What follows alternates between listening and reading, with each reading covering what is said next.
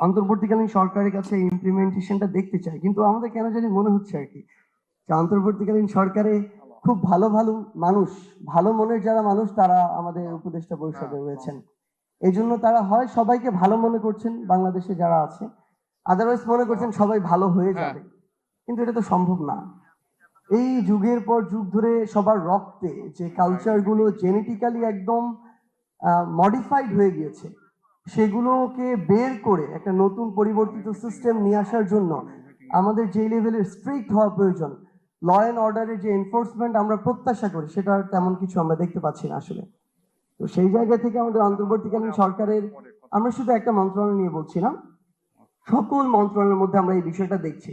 তো এক বছরে বা যতটুকুই সময় আছে আমাদের হাতে, ওই সময় কিছু একটা করে দেখানো, আমার মনে হয় এই চেষ্টাটুকু, একটা কাজ, আমরা মনে করি আমাদের প্রায় 24-25 জন উপদেষ্টা, একজন যদি একটা মন্ত্রণালয়ে একটা কাজ করেন যেটা ন্যাশনালি একটা পজিটিভ ইম্প্যাক্ট ক্রিয়েট করবে, এটা আমরা আমাদের সারা জীবন, আমাদেরকে যদি পরবর্তীতে এসে খুনি হাসিনা তার দোসর অন্য কোনো এজেন্ট এসে হত্যা করে ফেলা, আমাদের বিন্দু মাত্র দুঃখ হবে না। অন্তত এটুকু বলতে পারবো যে অন্তর্বর্তীকালীন সরকারের সময়ে 24 জন উপদেষ্টা 24টা সংস্কার করেছেন, যেটা পুরো বাংলাদেশের পরিবর্তনের জন্য সবচেয়ে গুরুত্বপূর্ণ ভূমিকা রেখেছিল। আমরা আসলে এখনো আশাবাদী, কিন্তু সবচেয়ে বড় কথা হচ্ছে যতটা আশা আমরা করেছিলাম সেই জায়গায় আমাদের প্রত্যাশা কিছুটা কমছে। আমরা চাই আমাদের এই প্রত্যাশা আরো বাড়ুক। আমরা আমাদের জায়গা থেকে অ্যানালাইসিস করার চেষ্টা করেছিলাম বিভিন্ন পয়েন্ট। আপনারা খুব স্বাভাবিকভাবেই এই জায়গাগুলো টেকনিক্যাল মানুষ, এক্সপার্ট, আপনারা খুব ভালো জানবেন।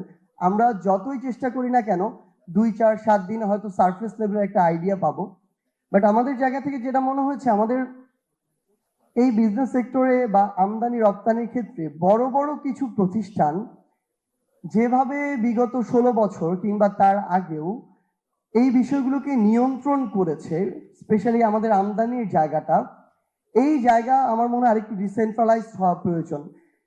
আমাদের কাছে এমন তথ্য রয়েছে যে এই বড় প্রতিষ্ঠানগুলো আসলে ঠিক করে দেয় কোন মাঝারি বা ক্ষুদ্র প্রতিষ্ঠান কোথায় থেকে আমদানি করবে। এই বড় প্রতিষ্ঠানগুলো যদি তাদের জায়গা থেকে ফোন না দেয়, পারমিশন না দেয়, মাদার ভেসেল থেকে লাইট ভেসেলে পণ্যগুলো নামে না।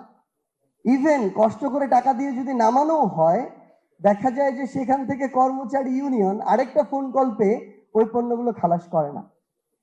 সো এই যে প্রত্যেকটা পরতে পরতে যে বিষয়গুলো আমরা অবজার্ভ করছি, আমাদের মনে হয়েছে এগুলো সামগ্রিক প্রচেষ্টা ছাড়া সম্ভব নয়।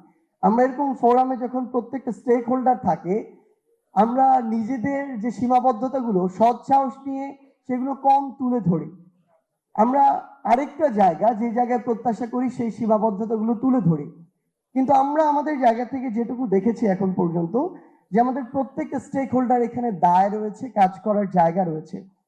তো এই পণ্য খালাস বলি, আমদানি রপ্তানি বলি, আমাদের প্রতিযোগিতার এই বাজার বলি, এবং মজার আরেকটা বিষয় আমরা লক্ষ্য করলাম, এই বড় বড় যে প্রতিষ্ঠানগুলো রয়েছে তারা এই বাংলাদেশের মার্কেট প্লেসে একটা প্রতিষ্ঠান আরেকটা প্রতিষ্ঠানের প্রতিযোগী না হয়ে তারা সহযোগী হয়ে এরিয়া ভাগ করে নিয়েছে।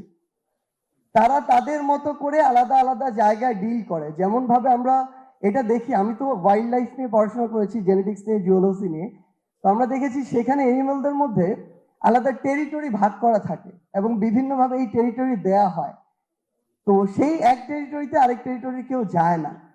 তো এখানেও যেটা হয়েছে আর কি, এখানে বড় বড় কিংডম ক্রিয়েট হয়েছে, এই কিংডমের মধ্যে টেরিটরি ভাগ হয়ে গিয়েছে এবং এক টেরিটরি কেউ আরেক টেরিটরিতে যায় না, এবং সেভাবে পুরো বাজারটা ওই নির্দিষ্ট জায়গায় কন্ট্রোল করা হচ্ছে।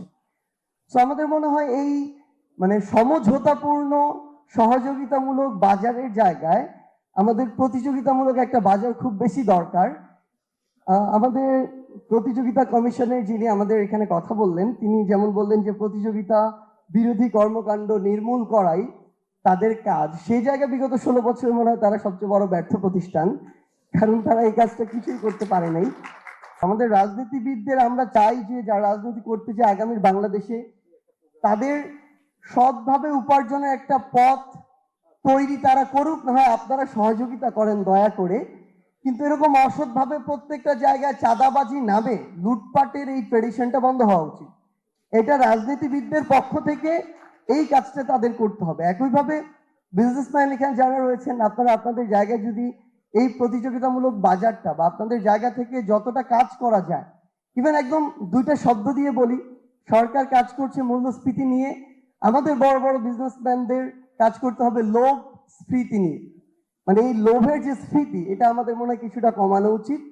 যে বড় থেকে বড় এম্পায়ার তৈরি করা, এই জায়গার পাশাপাশি দেশ এবং মানুষের জন্য কিছু একটা করা,